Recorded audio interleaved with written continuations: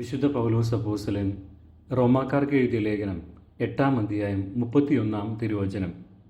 വിശുദ്ധ പൗലോസ് അപ്പോസ്തലൻ തന്നെ ശ്രവിക്കുന്നവരോട് ഇങ്ങനെയൊരു ചോദ്യം ചോദിക്കുന്നു: ദൈവം നമ്മുടെ പക്ഷത്തെങ്കിൽ ആര് നമുക്ക് എതിരി നിൽക്കും?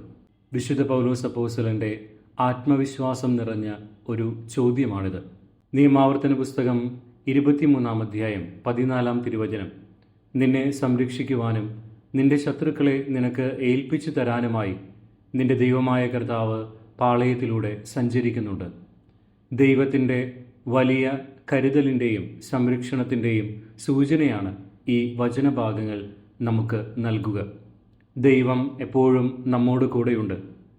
പക്ഷേ നാം സ്വയം ചോദിക്കേണ്ട ഒരു ചോദ്യം ഇതാണ്: കൂടെയുള്ള ദൈവത്തോട് ചേർന്ന് നിൽക്കുവാൻ നമ്മൾ പരിശ്രമിക്കാറുണ്ടോ? യെശയ്യാ പ്രവാചകന്റെ പുസ്തകം 41-ാം അധ്യായം 10-ാം തിരുവചനം: ഭയപ്പെടേണ്ട, ഞാൻ നിന്നോട് കൂടെയുണ്ട്. സംഭ്രമിക്കേണ്ട, ഞാനാണ് നിന്റെ ദൈവം. ഞാൻ നിന്നെ ശക്തിപ്പെടുത്തുകയും സഹായിക്കുകയും ചെയ്യും. എൻ്റെ വിജയകരമായ വലത്ത് കൈകൊണ്ട് ഞാൻ നിന്നെ താങ്ങി നിർത്തും.